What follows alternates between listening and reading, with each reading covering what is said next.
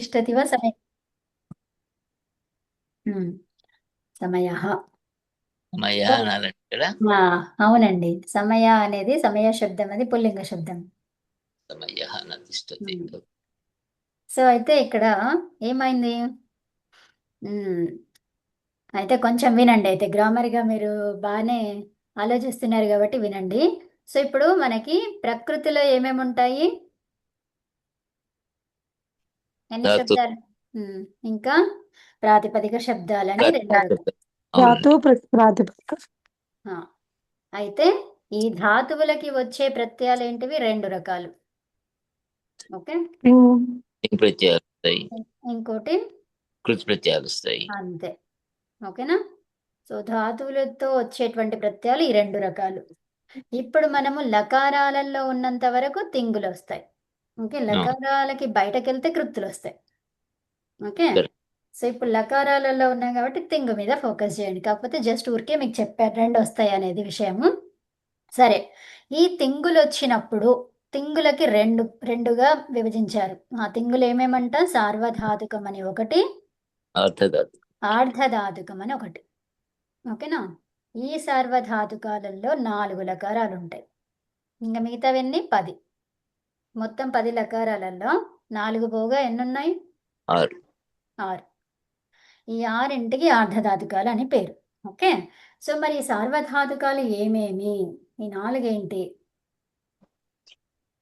లట్లు, అంటే లట్, లుట్, lot, whistling. Okay. లోటు కాదండి. లట్, లోటు, లంగ్, లట్లు లంగా, సారీ, విధిలింగ్. విజిలింగ్. ఆ! లట్లు, విజిలింగ్. ఆ! సో, ఒకసారి మ్యూట్ పెట్టేసుకోరా? ఎవరి దగ్గర నుంచో శబ్దం వస్తున్నట్టుంది. హ్మ్. సో, లట్, లోట్, లంగ్, విధిలింగ్. ఈ 4ంటికి సార్వధాతుకాలని పేరు. ఓకే.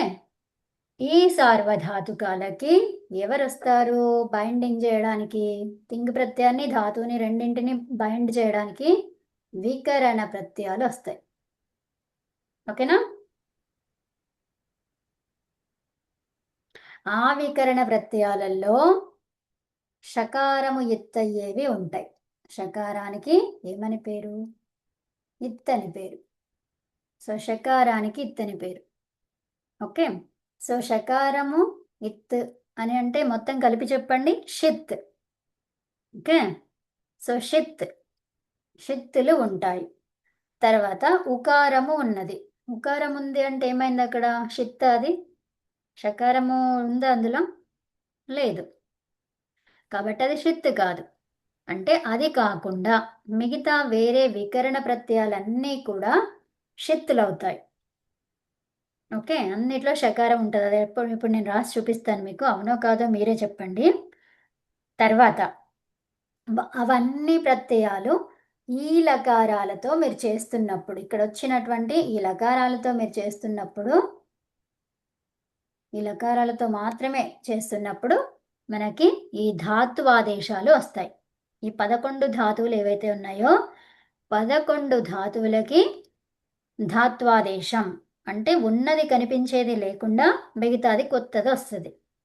దాన్ని ధాత్వాదేశం అంటాం. అంటే ధాతువు ప్లేస్‌లో ఇంకొకటి వేరేది రావడము ధాత్వాదేశం. ఈ ధాత్వాదేశం 11 ధాతువులకి ఏముండాలంట? షిత్ పరంగా ఉండాలి. ఓకే. అంటే ఇక్కడ ఇది ధాతువు. ధాతుకి పరంగా అంటే ఎక్కడుండాలి? ఇక్కడ మధ్యలో ఉండాలి. ఓకే. సో, షకారం ఎత్తయినటువంటిది పరంగా ఉంటే అప్పుడిక్కడ ధాత్వాదేశంలో పా అనేదేమైతుంది? పిబగా మారుతుంది.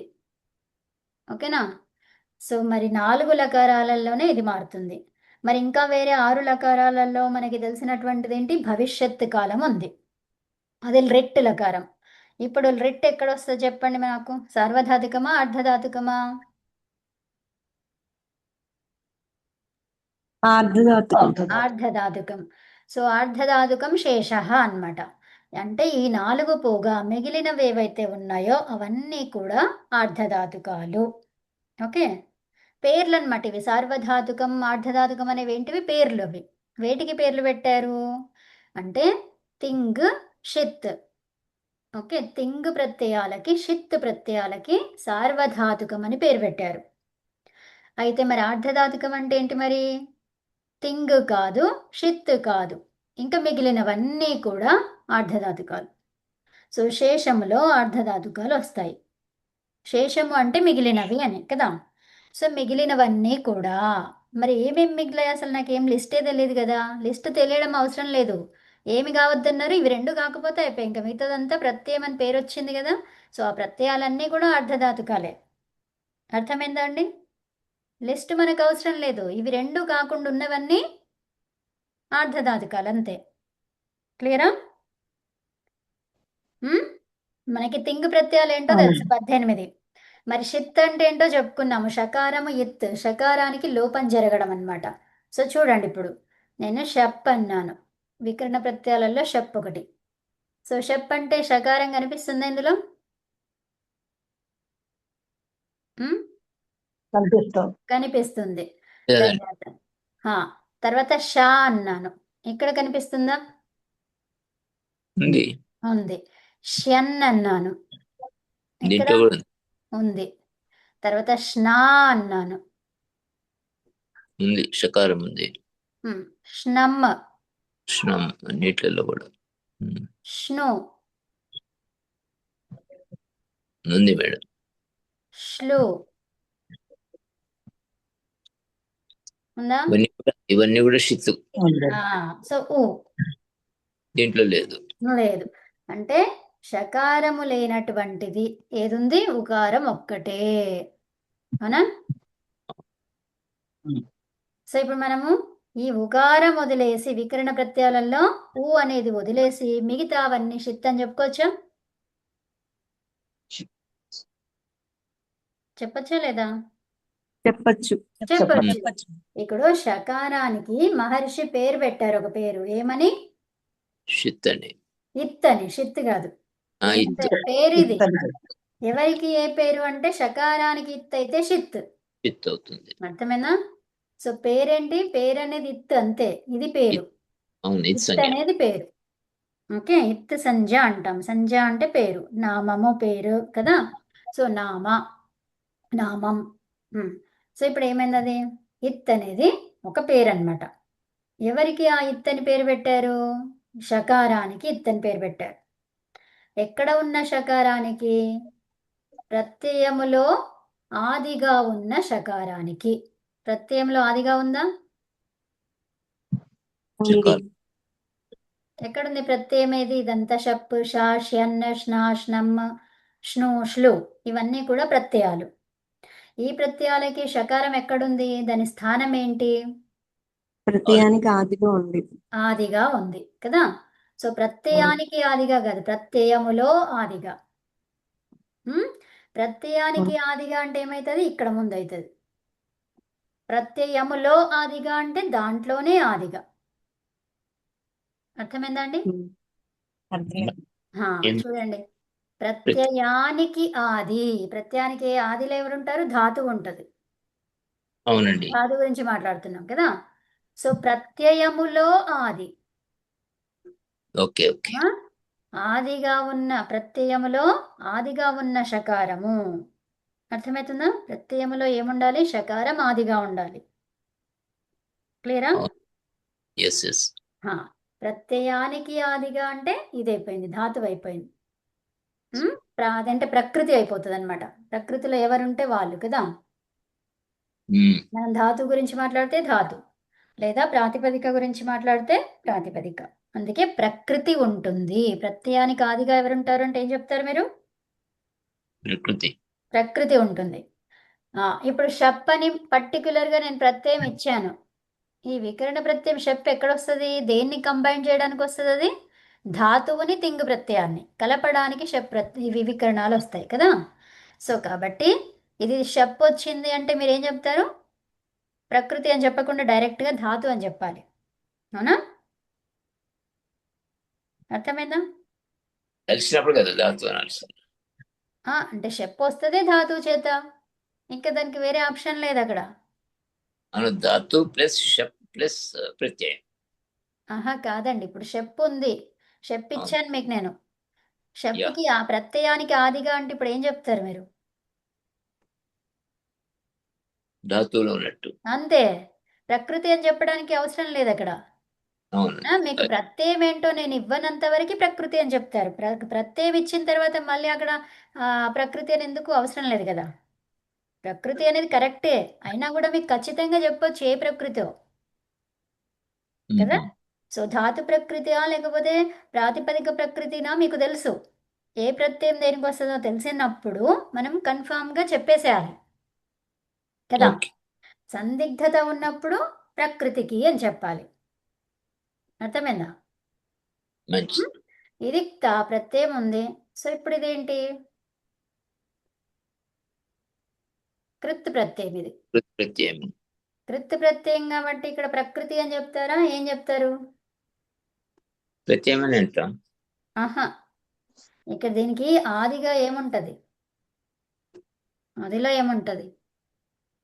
అదొక ప్రకృతి అనేది తా అనేది ఒక ప్రత్యయం అండి. ప్రత్యయానికి పూర్వంలో ఎవరుంటారు? ధాతు ఉంటుంది. ప్రత్యయం ప్రకృతి ఉంటుంది.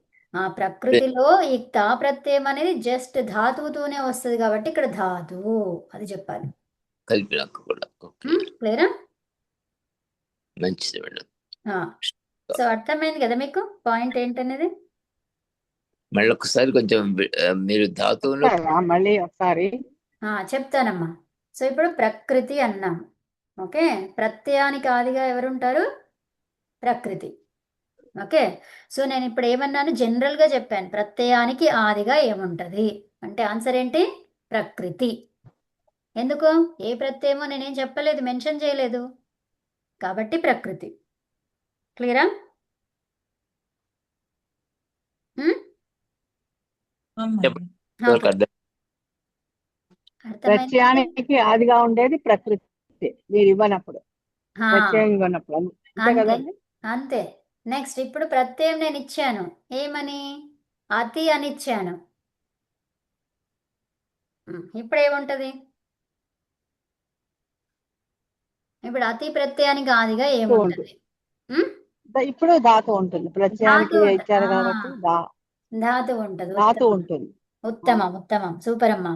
సో ఇప్పుడు ఈ ధాతు అనేది ఏంటిది? ప్రకృతిలో ఒక భాగమే. కానీ ఇప్పుడు ప్రకృతి అని చెప్పాల్సిన అవసరం లేదు ఇక్కడ. అతి అనేది మీకు తెలుసు, అది ఎలాంటి ప్రత్యయమో మీకు తెలుసు. అది ఈ ప్రత్యయం దేనికి వస్తుందో మీకు తెలుసు. తెలిసిన తర్వాత ఏం చేయాలి? ఆ పేరు చెప్పాలి. అక్కడ ప్రకృతిలో ఎవరున్నారు? ధాతు ఉన్నది అని చెప్పాలి. అర్థమైనా? ధాతు ఉంది. సో ఇప్పుడు మీరు ప్రకృతి అని చెప్తే తప్పేం కాదు, ఇంకా కంప్లీట్ చేయాలి. అది కంప్లీట్ కాలేదు. ఇప్పుడు ధాతు అన్నారనుకోండి, ఆన్సర్ కంప్లీట్. అది అర్థమైందా? సో మీరు ప్రకృతి అంటే ఇంకా ఆన్సర్ కంప్లీట్ కాలేదు, సగమే ఇచ్చారు. ఇప్పుడు ధాతు అనేసరికి మనకు కావాల్సిందంతే, అక్కడ ఉండేది ధాతువే. అప్పుడు ఆన్సర్ కంప్లీట్ అయిపోయింది అక్కడ. అదండి. నెక్స్ట్ ఇప్పుడు నేను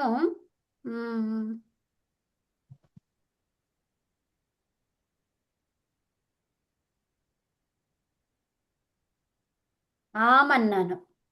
ఇదేంటి? ఇక్కడ ఏముంటుంది ఇప్పుడు ఆదిగా? ప్రత్యయం. ఇది ప్రత్యయం, కరెక్టే. సో ప్రత్యయం కాబట్టి ఇక్కడ ఏముంటది? ధాతు ఉంటుంది. ధాతు చెప్పండి. ధాతు కాదా ప్రత్యయం? చెప్పండి చెప్పండి, ఏం చెప్తారు? ఆమె అనేది ఎక్కడ నేర్చుకున్నారమ్మా? అదే నపుంసకలింగంలో ఏకవచనం. అప్పుడు ఏమైంది? అది దేనికి వస్తుంది అట్లాగా? నామశబ్దానికి వస్తుంది. ఏంటండి? అంటే నామశబ్దం అవుతుంది. అంతే అంతే. సో మరి నామశబ్దం అని కాకుండా ఏం చెప్పాలి మనకి? ప్రకృతిలో ప్రాతిపదికం. ప్రాతిపదికం. అర్థమైందా? అదండి, ఉత్తమం. అంటే ఈ ఆమ్ అనేది నామవాచకం కాబట్టి దానికి నామవాచకం కాదు. ఇదేంటిది? రామ అనేది ఏంటిది? ప్రత్యయం. ప్రత్యయం కదా అమ్మా. దేనికి సంబంధించిన ప్రత్యయం అలా చెప్పాలి. నామ అనేది నామవాచకం అనద్దు. ఈ ప్రత్యయం అనేది నామవాచకాలకి సంబంధించిన ప్రత్యయం కాబట్టి ప్రాతిపదిక శబ్దం ఉంటది అక్కడ. ఓకే ఉమ్? ఓకే ఈ మనకి ప్రత్యయం దేనికి సంబంధించింది అన్నారు నామ నామవాచకాలకి సర్వనామాల దానికి కదా, సర్వనామాలకి విశేషణాలకి. నామవాచకం ఓకే ఒకటే ఓకే కాదు అక్కడ, అన్నిటికీ శబ్దాలకి. ఇక్కడ శబ్దాలు అని చెప్పాలి, 2 రకాల శబ్దాలు. ఆ శబ్దాలలో ఏం శబ్దాలు? ప్రాతిపదిక శబ్దంకి అనాలి. ఓకే అప్పుడు అందులో అన్ని వచ్చేస్తాయి, ఓకే విడివిడిగా చెప్పాల్సిన పని లేకుండా. ప్రాతిపదిక ఓకే శబ్దాలకి సంబంధించిన ప్రత్యయము ఆమ్, కాబట్టి ఇక్కడ ప్రాతిపదికం ఉంటుంది. ఓకే ఇక్కడ అతి అనేది క్రియకు సంబంధించిన ప్రత్యయం కాబట్టి ధాతువు ఉంటుంది. అక్కడ ధాతు ఉంటుంది ఉమ్, ఓకే ఇప్పుడు అర్థమైంది అదే. సో ఇప్పుడు నేనేమి చెప్పలేదు, ప్రత్యయం ఉంది. ప్రత్యయానికి ఆదిలో ఏముంది? ఉమ్, క్రియాపదం ఇది ఆ, ప్రకృతి ఉంది. ప్రకృతి ఉన్నది. శబ్దము. ప్రకృతి అమ్మా, శబ్దం కాదు, ప్రకృతి ఉంది. ప్రకృతి. ప్రత్యయానికి ఆదిలో ప్రకృతి. ఓకేనా? ప్రకృతి ఆ, సమితమాన్య ఆ. ప్రాతిపదికం ప్లస్ ఆమ్ అన్నారు. ప్రాతిపదికం అంటే రామ్ అనేవి చెప్పుకోవచ్చా? ఏంటండి? రామ. రామ శబ్దం ప్లస్ ఆమ్ అని ఎట్లాగా రామ ఎట్లా అవుతుంది అప్పుడు? అంతే, రామం. రామ్ కాదు, రామం. అమ్మ. ఓ, నేను ఆమ్ అన్నానా? అమ్మది. ఓకే, అందుకనే మీరు మిస్టేక్ అయిపోయినారు. ఓకే, సో అమ్మ. ఆమ్ కాదు, ఓకే అమ్. ఈ ఓకేనా? అమ్మ అనేది ప్రత్యయం సో రామ శబ్దం ఉంది. ఈ రామకి అమ్ కలపండి, ఇక్కడ ఆ ఉంది, ఇక్కడ ఆ ఉంది. సో మరి సవర్ణ దీర్ఘ సంధి కావాలి కదా అనే డౌట్ వస్తుంది మీకు. అయితే చెప్తాను వినండి. ఇక్కడ అమ్ అనే ప్రత్యయం ఏదైతే ఉందో, అమ్ అనేది కంప్లీట్ ప్రత్యయాన్ని తీసుకోవాలి. అమ్మ అంటే అమికి పూర్వములో, అంటే ఇది ఇప్పుడు అమ్మ అనేది హలంత శబ్దం, ఇది అవునా? హలంత శబ్దం కాబట్టి సో దీనికి సప్తమిలో ఏమవుతుంది? జగత్ ఉంది. సప్తమిలో ఏమైంది? అది జగతి. అవునా? జగత్, జగతి. ఇది మీకు తెలియకపోతే ఇప్పుడు వినండి. జస్ట్ ఈ హలంత శబ్దాలకి ఇకారం వస్తుంది. ఏ శబ్దం అయితే హలంతంగా ఉందో దానికి ఇకారం పెట్టండి, అంతే. అమ్మ ఉంది, ఇప్పుడు ఏమవుతుంది? అది అంతే, అమి. సో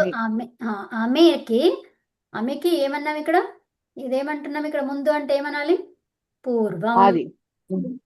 ఓకే, ఆది అనొచ్చు, పూర్వం అనొచ్చు, కానీ సూత్రంలో ఇప్పుడు ఒకదానికి ఒకటి ఉంటుంది, ఇంకోదానికి ఇంకోటి ఉంటుంది. కాబట్టి పేర్లన్నీ గుర్తుపెట్టుకోవాలి. సో ఇప్పుడు దీనికి ఏమేమి అంటాం? ఇప్పుడు ఆది, వొకాబులరీలో రాసుకోండి అది. ఆది, పూర్వం, ఇంకా ఇంకేమంటారు దాన్ని ముందు ఉంటే? ప్రథమం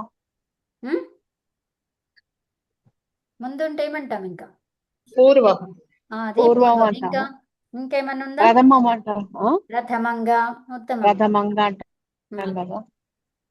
ప్రథమం, తర్వాత ప్రారంభం. ప్రారంభం, అట్లాగా. అర్థమవుతుందా?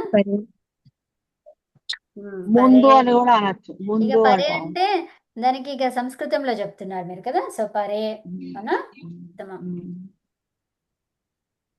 సో ఇవన్నమాట. అర్థమైందా? ఓకే ఇప్పుడు దీంట్లో ఏది ఎప్పుడు తీసుకురావాలి అంటే, ఏ సూత్రం వాడుతున్నామో ఆ సూత్రంలో ఆది వాడితే ఆది తీసుకురావాలి, పూర్వం వాడితే పూర్వం తీసుకురావాలి. అర్థమైందా? ఓకే అదనమాట. ఈ పేర్లు మీకు అన్ని రావాలి. ఒక్కదానికి 1,00,000 పేర్లు ఉంటే ఆ 1,00,000 పేర్లు మనకి రావాలి. ఓకే, సో ఆ సందర్భము, ఆ పేర్లు గుర్తుపెట్టుకుంటే సూత్రం చాలా సింపుల్ అన్నమాట. సో ఇప్పుడు అమ్మ అనేది సప్తమిలో చెప్పుకున్నాము. ఓకే, ఆ సప్తమికి పూర్వములో అంటే ఇప్పుడు ఇక చెప్పండి. ఇక పూర్వం అనేది శబ్దం అనుకుంటే, సో ఇప్పుడు అది పూర్వ అనేది శబ్దం. ఎలాంటి శబ్దం అది? మనం పూర్వం అని తెలుగులో చెప్పుకున్నాం, దాన్ని ఎలాంటిది అంటాం? అది పుల్లింగమా, స్త్రీలింగమా, నపుంసకలింగమా, అకారాంత? కారంత స్త్రీలింగం. కాదు, పుల్లింగం. కాబట్టి ఇప్పుడు కలపండి. ఇప్పుడు ఆమె పూర్వ, ఆమె పూర్వ అన్నమాట. అంటే అమ్మ పరంగా ఉంటే పూర్వములో ఉన్న అకారాన్ని తీసుకోవాలి. అర్థమైందా? ఇక్కడ ఆకారం ఒక్కసారి చెప్తారండి, నాకు ఇక్కడ అర్థం కాలేదు. ఇక్కడ ఆకారం ఉంది, ఇక్కడ ఆకారం ఉంది. జస్ట్ అచ్చులనే చూస్తున్నాం మనము, మిగతా వాటిని వీటిని చూడట్లేదు. 2 అచ్చులను చూస్తున్నాం. అచ్చు అచ్చు ఇలా ఉంటే వాటి మధ్య సంధి జరగాలి. ఫస్ట్ ఆఫ్ ఆల్ మీరు ఏం చేయాలి? అచ్చు అచ్చు ఉంది, హల్లు హల్లు ఉంది. ఏం చెప్పాలి? ఒక్క స్టేట్మెంట్ ఇవ్వాలి మీరు నాకు. ఏమది? సంధి జరగాలి అంతే. ఓకే, ఏ సంధి అనేది తర్వాత అందరు కలిసి ఆలోచించాలి. సరే, ఇప్పుడు సంధి జరగాలి అనే విషయం మనకు అర్థమైంది. ఇక్కడ అచ్చు అచ్చు ఉంది కాబట్టి ఒక సంధి జరగాలి. అదేంటో మీ అందరికీ ఎవరికి ఏది తెలీదు అనుకోండి. అందరూ తెలిస్తే మంచిది. అది నేను చెప్తున్నప్పుడు అరే నాకు తెలిసింది అని సంతోషపడండి. ఓకేనా? సో అలాగా. ఓకే, సో ఇప్పుడు ఆ ఉంది. సో ఇప్పుడు మనకి ఆని ఫోకస్ చేస్తున్నాం, అచ్చులని ఫోకస్ చేస్తున్నాం. కానీ ప్రత్యయములో మనకి అమ్మనే ప్రత్యయం ఉన్నప్పుడు ఏమన్నారు? పూర్వములో ఉన్నది తీసుకోవాలి. అంటే ఇప్పుడు వీటి గురించి మనం మాట్లాడుతున్నాం కదండి. సో పూర్వములో ఉన్నది తీసుకోవాలి అంటే ఇది ఏమైపోయింది? ఇది వద్దు అని అర్థం. అవునా? ఇంకా అది లేదు, ఏకాదేశం అంటున్నాం. పూర్వం ఏకాదేశం అంటే ఏమైపోయింది?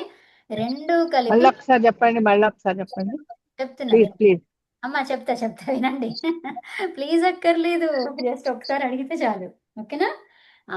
సో ఇక్కడ రెండు ఆలు ఉన్నాయి కదా, రెండు అచ్చులు. అని కాదు, అక్కడ జస్ట్ అచ్చులు అనుకోండి. ఓకే, సో ఇప్పుడు మనం అమ్మ అనేది కనిపించాలి, పరంగా అమ్మ అనేది ఉండాలి. అమ్మని ఉన్నప్పుడు మాత్రమే ఈ కండిషన్ నేను చెప్పేటువంటిది. ఓకే, అమ్మని మీకు ఎక్కడెక్కడ కనిపిస్తే ఇంక ఇదే చెప్పాలి మీరు. అర్థమైందా?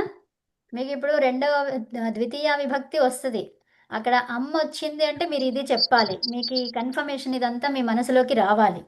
నేను అడిగినా అడగకపోయినా మీ మనసులోకి ఇది రావాలి. ఓకే, గట్టిగా చెప్పేసుకోవాలి. మీరు మ్యూట్ పెట్టేసుకొని అమ్మ వచ్చింది, ఇక్కడ ఇది జరగాలి అని చెప్పేసుకోవాలి మీ మనస్సుకి. నేను ప్రశ్న అడిగాను అనుకోండి, టక్కని మీరు ఆన్సర్ ఇవ్వచ్చు. ఓకే, సో అయితే అమ్మ ఉన్నప్పుడు మాత్రము ఏమంటున్నారు? పూర్వములో ఉన్న అచ్చుని తీసుకోవాలి. అంటే ఈ రెండూ కలిపి ఏకాదేశం అవుతుంది. ఏక ఆదేశం. ఏక అంటే ఒక్కటే, ఆదేశం అంటే దాని ప్లేస్లో వస్తుంది. ఓకే, మరి దేని ప్లేస్లో వస్తుంది? పూర్వం అన్నాం మనం. పూర్వ ఆదేశ అమి పూర్వ. పూర్వములో ఉన్నది ఏకాదేశం అవుతుంది. అంటే ఈ ఏమైపోయినట్టు? ఇందులో కలిసిపోయినట్టు. అర్థమైందా? ఫర్ ఎగ్జాంపుల్ వీటిని ఏమనుకుంటారు? ఇవి పాలు అనుకుంటారు, ఇది నీళ్ళు అనుకుంటారు. ఓకే, సో ఏది మనకు హైలైట్గా కనిపిస్తుందో అది అనుకోవాలి, అది పూర్వంలో అనుకోవాలి. ఓకే, ఇప్పుడు నీళ్ళల్లో పాలు వేస్తే నీళ్లు కనిపిస్తాయా, పాలు కనిపిస్తాయా? పాలు కనిపిస్తాయి. పాలే కనిపిస్తాయి. కాబట్టి ఆ పూర్వం ఏమనుకోవాలి? మనము పాలు అనుకోవాలి. ఏదైతే కనిపిస్తుందో అదే పాలు అనుకోవాలి. అర్థమైందా? సో పాలల్లో నీళ్లు కలిసిపోయాయి కాబట్టి మనకి ఇప్పుడు ఏముంది? జస్ట్ ఒకటే కనిపిస్తుంది, రెండు కలిపేసి ఈ అయ్యిందనమాట. అర్థమైందా? సో రమ రెండు కలిపేసి ఏమైపోయింది? రమ. తర్వాత మ ఉంది ఇక్కడ మన దగ్గర, ఏమైంది అది? రామం. సో రా తీసుకున్నాం అనుకోండి, రామం. అర్థమైందా? రామ అన్నాం కదా, శబ్దం రామ కదా మనకి. సో రామం అలా అన్నమాట. క్లియరా? ఇప్పుడు రమా తీసుకున్నాను నేను, రమా తర్వాత తీసుకున్నా. ఇప్పుడు ఆ సూత్రాన్ని ఉపయోగించి ఎవరు చెప్పగలుగుతారో చెప్పండి. ఎవరు చెప్పగలుగుతారు? ఒక్క నిమిషం, ఎవరు అలా చెప్పొద్దు. ఒక్క నిమిషం, కొత్త వాళ్ళు చెప్పాలి నాకు. కొత్త వాళ్ళు ఇప్పుడు ఏం అర్థం చేసుకున్నారు, మీకు ఏం అర్థమైంది చూద్దాం. ఓకేనా? ఏం కాదు, తప్పుపోతే ఏం కాదండి, మీరు ముందుకు వస్తేనే మీకు వస్తుంది. ఓకేనా? ఇది రమా ప్లస్ అమ్లో రమాం అవుతుంది కదా మేడం. క్షేము గారు చెప్తున్నారు. ఎందుకంటే వినండి, ఫస్ట్ ఆఫ్ ఆల్ మీరు ఏం చెప్పాలి? రెండు అచ్చులు పక్క పక్కన ఉన్నాయి పక్కన కాబట్టి ఉన్నాయి. సంధి ఒక అచ్చు జరగాలి. అవుతుంది. ఒక నిమిషం, అది కాదు, ఏం చెప్పాలి అదే చెప్పాలి మీరు. వినండి, సంధి జరగాలి. ఓకేనా? అచ్చులు పక్క పక్కన ఉన్నాయి కాబట్టి సంధి జరగాలి, ఫస్ట్ విషయం. ఓకేనా? నేను మిమ్మల్ని ఆపుతుంటే ఇది ఏం భయపడొద్దు, బాధపడొద్దు, మీరు నేర్చుకోవాలనే ఉద్దేశం అంతే అండి. ఓకే, సంధి జరగాలి. అవునా? ఫస్ట్ పాయింట్ ఇది. తర్వాత ఏం సంధి జరగాలి? అమ్ముంది పరంగా కాబట్టి ఏకాదేశ సంధి జరగాలి. ఏం జరగాలి? ఏకాదేశ సంధి జరగాలి. ఆ, ఎందుకు? అమ్మ ఉంది కాబట్టి. అమ్మ ఉండడం చేత ఏకాదేశ సంధి. ఓకే, ఈ అమ్మ ఉంటే ఎలాంటి ఏకాదేశం కావాలి? ఏది ఏకాదేశం కావాలి? 2 అచ్చులు ఒక ఏకాదశి ఇవ్వాలి. ఒక అవుతుందమ్మా. ఏది ఏది కావాలి? పూర్వ రమాలో పూర్వంది. పూర్వమే పూర్వం ఏకాదేశం. పూర్వంది ఏకాదేశం కావాలి. సో పూర్వంలో ఏముంది? ఉంది. ఉంది. అంటే ఇప్పుడు ఈ అకారం ఎందులో కలిసిపోయింది? ఈ ఆలో కలిసి సో ఉమ్, రమా అది అర్థమైందా? ఇప్పుడు అమి పూర్వహని తీసుకోవాలి మీరు, అంతే. ఇప్పుడు గురువు ఉంది. ఓకే, గురువుకి అమ్మ. ఇప్పుడు వేరే వాళ్ళు చెప్పండి ఇంకా. 3 పాయింట్స్. గురువం అవుతుందండి. గౌరవం ఎందుకు అవుతుంది? మంచిగా మీరు ఫస్ట్ చెప్పండి ఏం జరగాలి ఇక్కడ. ఉకార- స్టెప్ వైజ్ గా చెప్పండి. 2 అచ్చులు ఉన్నాయి కాబట్టి ఉకారానికి ఆకారం పరమైంది. ఆ, అట్లా ఆ, కాదు, ఒక్క నిమిషం. ఉకారము ఒక అచ్చు, అకారము ఒక అచ్చు. 2 వచ్చు. అచ్చులు పక్క పక్కన ఉన్నాయి కాబట్టి రెండు కలిస్తే ఉకారానికి సంధి జరగాలి. సంధి ఉకారం. ఒక్క నిమిషం వినండి. ఫస్ట్ ఆఫ్ ఆల్ తెలిసిన వాళ్ళు ఎవరో ఇందాక చెప్తారనుకున్నారు మీరు. ఆ, యా, పుష్ప గారు మీరు చెప్పండి. అందరు మంచిగా వినండి. పుష్ప గారు చెప్పండి. ఇప్పుడు గురు అమ్మ అనేది ఉంది నా దగ్గర. గురువు అమ్మ తీసుకుంటాను. గురువులో ఉకారం ఉంది. ఉకారానికి పరంగా ఆ అకారం అంటే 2 అచ్చుల మధ్య సంధి జరగాలి. సంధి జరగాలి కాబట్టి అమ్మకి పూర్వంగా ఉన్న అచ్చే ఉంటుంది అని సూత్రం ద్వారా అమి పూర్వహ అనే సూత్రం ద్వారా మనకి నేర్చుకున్నాం. కాబట్టి పూర్వంలో ఉన్న అచ్చు ఉకారం కాబట్టి అదే ఉంటుంది. దానిలో ఈ ఆకారం కలిసిపోయి గురుం అవుతుంది. అది ఓకేనా? పూర్వములో ఉన్నది తీసుకోమన్నాం మనం, అవునా? అంటే ఈ అకారం అనేది ఇందులో కలిసిపోయింది. ఎందుకని? ఏకాదేశం ఎందుకు కావాల్సి వచ్చింది? అమ్మ ఉండడం చేత. పూర్వరూపం ఎందుకైంది? అమ్మ ఉండడం చేత పూర్వరూపం అయ్యింది. ఇప్పుడు ఈ సూత్రం ఇక్కడికి ఏకాదేశం అనే అర్థం సూత్రం కాలేదు చేత చేస్తున్నాం. మాన్య. అయితే ఇక్కడ చిన్న పార్ట్ అర్థం కాలేదు మాన్య. ఏదంటే ఉకారానికి అకారం కలిస్తే ఆ అంటే లోపం జరుగుతుందనా? ఏకాదేశం అంటాం దాన్ని, లోపం మనము. ఏకాదేశం అంటే ఒకటే ఆదేశం అవుతుంది. మరి ఏది ఆదేశం కావాలి? అంటే ఏమన్నారు సూత్రంలో? పూర్వహ అన్నారు కాబట్టి అమి పూర్వహ అన్నారు కాబట్టి అది ముందర అది ఓకే. ఓకేనా? అమి పూర్వంలో ఏది పూర్వహ. ఉందో అదే ఆదేశం. సో అమి అంటే అమ్మ అనేది పరంగా ఉన్నప్పుడు. ఓకేనా? మేడం ఈ అమ్మ అనే- సూత్రం పేరు ఒకసారి చెప్పరండి. ఇక్కడ రాసాను చూడండి, అమి పూర్వహ. ఓకే. ఏకవరం అమి పూర్వహ. తథైవ సూత్రం వా తదేవ. వస్తు అమి పూర్వహ ఏం చెప్తుంది అది?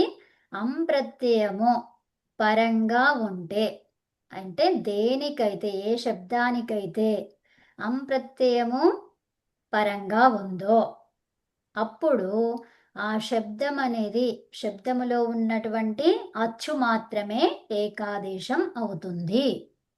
అర్థమేనా? అం ప్రత్యయానికి పూర్వంలో ఉన్న శబ్దములో చివరిగా అంగం అంటాం అనమాట. దీన్ని ఏమంటాం ఇప్పుడు? అంగం అంటాం. అన్ని పేర్లు మీకు ఇప్పుడే వద్దులే, ఒక్కొక్కటి మెల్లిమెల్లిగా చెప్తాను. ఓకేనా? సో ఇప్పుడు ట్రై చేయండి. మన ఎవరు పుష్ప కాదు, మన పురుషోత్తం గారు ట్రై చేస్తారా? నేను పొరపాటు చేస్తానని అర్థమైందండి నాకు. ఆ, అది అంటే ఇప్పుడు మనకి జనరల్ గా ఉకారం ఉంటే ఇక్కడ ఉకారాలు గుణము అవును. ఏం కావాలి? ఎండ్ కావాలి. అంటే కొంచెం మీకు వేరే వాళ్ళకి వేరే సంధి జరగాలి. ఆ సంధి కార్యాలు కాకుండా అప్పుడు ఇష్ట రూపం రాదది, అనిష్ట రూపం వస్తుంది. అవునా? అంటే ఇక్కడ రూపము అమి పూర్వ సూత్రం ప్రకారం గురువు అవుతుంది అంతే. అంతే. పూర్వముది ఏకాదేశం. ఏకాదేశం అంటే ఏంటి? 2 కలిపి ఒకటే రావడం అన్నమాట.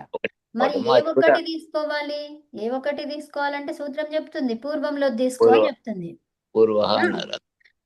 సో ఇప్పుడు నేను మీకు ఇక్కడ ఇది ఎందుకు చూపిస్తున్నా అంటే వినండి. సో ఇప్పుడు మనకి రామ శబ్దంలో అకారం ఉంది. అవునా? అవును. రామ శబ్దంలో అకారం ఉంది. అమ్ములో అకారం ఉంది. సో ఇక్కడ పూర్వమైన పరమైన ఒకటే కదా అని మీరు ఇక్కడ అనుకోవచ్చు. మరి రెండవ దానికి వచ్చేసరికి ఏమైంది? మరి సూత్రం అట్లా వేరువేరుగా చేంజ్ అవుతూ ఉంటుందా? ఉండదు కదా. సూత్రం అంటేనే కాన్స్టెంట్గా ఉండేటువంటిది. అర్థమైందా? సూత్రం చేంజ్ కాదు, పరిస్థితులు చేంజ్ అవుతాయి. అర్థమైందా? సూత్రం అనేది ఒక స్టేట్మెంట్, అది ఆ స్టేట్మెంట్ ఎప్పుడు చేంజ్ కాదు. అది అర్థమైందా? ఆ స్టేట్మెంట్ అట్లాగే ఉంటుంది. ఇంకో వేరే కొత్త స్టేట్మెంట్ ఇవ్వచ్చు కానీ ఈ స్టేట్మెంట్ చేంజ్ కాదు. అర్థమైందా అండి? అయింది. సూత్రాన్ని మారుస్తూ ఉంటే మరి ఇంకా సూత్రాల యొక్క ప్రయోగం ఏందండి? ప్రయోజనం ఏంటి? ప్రయోజనమే లేదు. అవునా? అందుకని ఇక్కడ మనం అనుకోవచ్చు, ఇక్కడ ఉంది ఇక్కడ ఉంది, ఏది తీసుకుంటే ఏంటండి అనుకోవచ్చు కదా. కానీ ఇప్పుడు మనం గురు శబ్దం తీసుకున్నాము. మరి ఇప్పుడు పూర్వం అనేసరికి పూర్వందే తీసుకున్నామా లేకపోతే పరందే తీసుకున్నామా? రెండు ఒకటి లేవు కదా అక్కడ. పూర్వందే కావాలి ఆ, సూత్రం. అందుకనే ఇక్కడ మనకు కనిపించకపోయినా వేరే చోట కనిపిస్తాయి అనే విషయాన్ని మనం అర్థం చేసుకోవాలి. ఇప్పుడు ఋషి చెప్పారు కాబట్టి మనం నమ్మాల్సింది, అక్కడ వినాల్సింది. విన్న తర్వాత ఇంకా ముందు ముందు వస్తుంటుంది మనకి. శాస్త్రం అనేది వెంటనే అర్థం కాదు. ఇది శాస్త్రము, వ్యాకరణ శాస్త్రం ఇది. ఓకే. అదే శాస్త్రాలు ఎప్పుడూ కూడా ఎప్పుడు మనకి క్వశ్చన్స్ కూడా అడగడానికి వీల్లేదు. ఇది ఎప్పుడు నేర్చుకుంటున్నప్పుడు మీ అందరికీ కొంచెం కొంచెం తెలుసు కాబట్టి మీరు అడగగలుగుతున్నారు. కానీ శాస్త్రం ఎప్పుడూ కూడా ఎలా ఉంటుంది?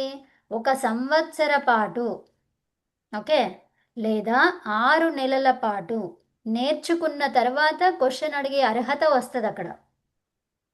ఏదైనా శాస్త్రం చూడండి మీరు, ఆ శాస్త్రము, ఈ ఆధ్యాత్మికంగా ఉన్న శాస్త్రాలు ఏవైతే ఉన్నాయో, ఓకే, శాస్త్రాలు దర్శనాలు అంటాం మనం.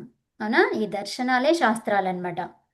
సో ఈ 6 శాస్త్రాలు ఏవైతే ఉన్నాయో, తర్వాత ఈ వ్యాకరణ శాస్త్రం ఏదైతే ఉందో, ఇవి అన్నీ అర్థం కావన్నమాట.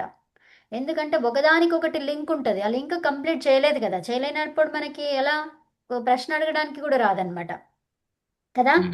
సో అంటే ప్రశ్న మీరు అడగడం తప్పు కాదు, అడగాలి. కానీ దాని నివృత్తి అనేది మనకి 6 నెలలు సంవత్సరం తర్వాత అవుతుంది అనమాట. అర్థమైందా? సో అది వెంటనే దాని గురించి ఉండదు. కథ చెప్తూ ఉన్నప్పుడు చాలా లాంగ్ స్టోరీ ఉంటుంది. అక్కడ ఏమైంది అంటే ఇంక నేను ఇక కథ చెప్పేం లాభం, చెప్పడం అవసరం లేదు అక్కడ. జస్ట్ విషయం ఏంటో చెప్పేస్తే అయిపోయింది అక్కడ కదా. సస్పెన్స్ ఉండాలి అక్కడ. సస్పెన్స్ అని కాదు, అసలు ఏముంది అనేది తెలియాలి కదా. కదా. అవునండి.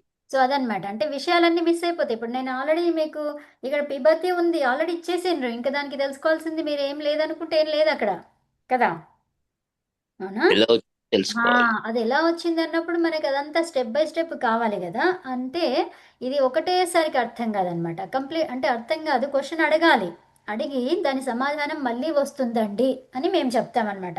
చెప్పేవాళ్ళు ఎవరైతే ఉన్నారో వారంతా అలా చెప్తుంటారు. ఎందుకంటే దానికి ఇంకా సమయం పడుతుంది. ఇది అర్థం కావాలంటే ఇంకా కొన్ని విషయాలు చాలా తెలియాలన్నమాట. ఒకదానికొకటి లింక్ ఉంటుంది. సో ఇప్పుడు నేను అమ్మ అన్నాను, ఈ అమ్మ అనేది ఫస్ట్ ప్రత్యయం అనేది నేను మీకు చెప్పనే లేదు. సో ఇప్పుడు ఇది ఉంది దీని గురించి ఇలా అంటే మీకు ఏం అర్థమవుతుంది కాదు కదా. సో అలా కొన్ని చెప్పుకుంటూ వస్తాం. ఇది కొంచెమే చిన్నదే కాబట్టి ఇంతవరకు మీకు అర్థమైపోయింది అక్కడ కదా. అవును. ప్రత్యయము ప్రకృతి అనేది మనం 10 సార్లు అంటున్నాం కాబట్టి మీకు అది అర్థమైపోయింది. అదే ఒక 10 విషయాలు ఉన్నాయి, 10 విషయాలను 10 సార్లు చెప్పడానికి మనకి ఎక్కడ ఉంటుంది టైము? ఉండదు. 1, 2 విషయాలు ఉన్నప్పుడు అది 10 సార్లు చెప్పుకోవచ్చు, 20 సార్లు చెప్పుకోవచ్చు. ఇది ఈక్వలెంట్ లాగా అయిపోతుంది కదా. సో అవే 10 విషయాలను మళ్ళీ 10 సార్లు చెప్తూ మళ్ళీ ముందుకు వెళ్ళాలంటే మనకు సమయం ఉండదు ఇంకా కదా. కాకపోతే మనం అదంతా కాకుండా ఎప్పటికప్పుడు నేర్చేసుకోండి అట్లాగా. అదనమాట. సో ఇప్పుడు మీకు జస్ట్ ఈరోజు కొత్తగా ఏదైనా నేర్చుకున్నారా అంటే అది నేర్చేసుకోండి. ఇప్పుడు మీకు ఇవన్నీ వచ్చేసినవే కదా. సో దీంట్లో మీకు కొత్తది ఏముంది, కొత్తదనం ఏముంది? ఇప్పుడు స్థాధాతువు నేర్చుకున్నాం. ఏం నేర్చుకున్నాం? దానికి ష్ఠాగతి నివృత్తవు అన్నాం. ఇవి అందరికీ తెలిస్తే మంచిది, అది కొత్తది కాదు. కాకపోతే కొత్తది ఏమొచ్చింది దాన్ని పట్టుకోవాలి మీరు ఇక. ఓకే. అందరికీ అన్ని కొత్తవి ఉన్నాయి అనుకోండి, అప్పుడు ఏం చేస్తారు? జస్ట్ 2 పెట్టుకుంటే చాలు. ఇది ఒకటి ఈరోజు ఇది నేర్చుకున్నాను, ఏదో అమ్మ అన్నారు, అంతే చాలు. ఈ పేర్లు గుర్తుపెట్టుకోండి చాలు. దాని గురించి కథ ఏంటి అవసరం లేదు ఇక. ఎన్ని పట్టుకోగలిగితే అన్ని పట్టుకోండి. జస్ట్ దాని మీనింగ్స్ అది ఏంటి ఇదేంటి ఏం అర్థం కాలేదు సరే వదిలేయండి. తర్వాత నెక్స్ట్ డే మళ్ళీ మనకు వస్తుంది ఇది. అలా అన్నమాట. ఓకేనా? సో కాబట్టి ఏమి నిరుత్సాహం లేకుండా మంచిగా ముందుకెళ్ళాలి మనం. ఓకేనా? యా. సో అమి పూర్వ ఈ సూత్రం ఏంటంటే అమ్ అనేది ఇప్పుడు నేను అచ్చి అన్నాను. సో దీన్ని సప్తమిలో ఎలా చెప్తారు? ఇప్పుడు అమ్కి ఏం చెప్పుకున్నాము? అమి అన్నాను. ఓకే. సో అంటే ఇప్పుడు అచ్చి ఇక్కడ అంటే అమి అచి. అంటే అమ్ము యందు అని అర్థం తీసుకోవాలి కదండి. అట్లా వద్దు, ఎందులు ఇప్పుడు ఏమొద్దు. కాకపోతే మీరు ఇది చెప్పండి నాకు. యా. సో ఇప్పుడు అమ్ అనేది ఉంది. అమ్కి సప్తమిలో అమి అన్నాను. అర్థాలు తర్వాత చూద్దాం. ఓకేనా? సో ఇప్పుడు అచ్చు ఓకే. ఉంది. అంటే అచి. వాటి అర్థాలు వేరు, శబ్ద రూపాల యొక్క అర్థాలు వేరు, గ్రామర్లో అర్థాలు వేరు. ఓకేనా? ఓకే కాబట్టి మీరు ఓకే అవిటిని తీసుకురాకండి. ఇక్కడ మనం సూత్రాల కోసం నేను ఇది అడుగుతున్నాను. ఓకే. సో అచి అంటే శబ్ద రూపం ఒకటే కానీ అర్థాలు వేరైతాయి. అస్తు అస్తు. ఓకే. సో అదనమాట. అందు అనే అర్థం ఉండదు ఇక్కడ. ఓకే. హల్ ఉంది. ఇదేమైంది? అలి. హలి. అలా చెప్తూ ఉండండి అందరూ. తర్వాత పర ఉంది. పరి పరే అకారం పరే. కదా. సరే. హలంతంగా అకారం అది. పరి. తర్వాత ఉమ్, ఇక్కడ పరే ఎందుకు వచ్చిందండి మరి? ఏమంతంగా ఉంది? ఇక్కడ అంతంగా ఏముంది? అకారం. ఆహా. అవునా? ఇక్కడ ఏమున్నాయి అచ్చా, అంతాలు? హలంతం ఉన్నప్పుడు మాత్రమే ఇత్ వస్తుంది అని చెప్పారు, అంతేనా? ఆహా, ఇత్తు కాదు. హలంతం ఉన్నప్పుడు ఇక్కడ ఇకారం. అదే. ఇత్తు కాదు, అది ఇకారం. అచ్చా, ఇత్తు ఓకే. అంటున్నారా? అందులోకి వెళ్ళిపోయారా? ఓకే. షిత్ అన్నారు కదా. అవును. అది పేరు. ఇక్కడ మీరు ఓకే. కన్ఫ్యూజ్ అవుతున్నారు. అందుకే అలా చెప్పకండి. జస్ట్ మీకు ఏం తెలుసో అది చెప్పండి. ఇకారం వచ్చింది అని చెప్పండి. ఓకే. సో ఇత్ అనేది ఒక పేరు. ఉమ్, ఇత్ అనే దానికి ఒక పేరు. దీనికి ఏమేమి ఉమ్. అర్థాలు ఉన్నాయి? పేరు, ఇంకోటి ఇకారము. ఓకే. ఇకారం ఎప్పుడైంది? తపరం చేసుకున్నాం కాబట్టి ఇకారం అయింది. మరి ఇత్ అనేది ఓకే. ఎప్పుడైంది? ఇత్ అనేది ఒక పేరు పెట్టారు. అర్థమైందా? ఇత్ అంటే ఏంటి అంటే మీరు ఏం చెప్తారు? రెండు చెప్పాలి. ఏం ఒక చెప్తారు? ఇకారము లేకపోతే ఒక పేరు అని చెప్పొచ్చు. అంతే, కరెక్ట్. ఓకే. సో ఇప్పుడు నేను పర్టిక్యులర్ గా చెప్పాను, ఈ షకారాన్ని ఏమంటారు అన్నాను. ఒక ప్రత్యయం ఇచ్చేసి షకారాన్ని ఏమంటారు అంటే ఏం చెప్తారు? ఇక్కడ కన్ఫర్మ్ అయిపోయింది. అక్కడ ఏం కన్ఫర్మ్ అయింది? ఇత్తు. ఆ, షిత్ అన్నారు. అంతే. షప్పు అంటే షప్పు పేరు. ఒక్క నిమిషం. ఇక్కడ షకారముని నేను చెప్పాను ఏమని? ఒక పేరు. షకారం ఇది ఏంటి అంటే ఒక పేరు కాబట్టి ఇత్ అంతే. ఓకే, అర్థమైందా? షకారం అనేది ఒక పేరు. అక్కడ ఏమని పేరు దానికి? ఇత్ అని పేరు. అవునా? షకారానికి ఇత్ అని పేరు అక్కడ. ఇప్పుడు నేను ఇంకోటి చెప్పాను ఏమని?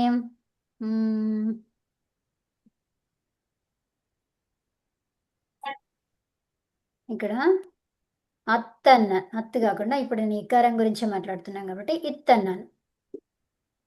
ఇప్పుడేంటి? జస్ట్ ఇకారం. అన్నాసిక ఇకారం. అనునాసిక ఇకారం అని పేరు. ఓకే, అనునాసిక ఇకారం అంతే. ఇక్కడ ఇత్ అంటే ఇకారం. కారం. ఇక్కడ ఇత్ అనగానే రెండు ఆన్సర్స్ ఇవ్వాలి మీరు. ఇకారం అని ఇత్ అని పేరు. అర్థమైందా? అతో దీర్ఘో యయి అన్నాను. లేకపోతే ఇకో యనచి అన్నాను.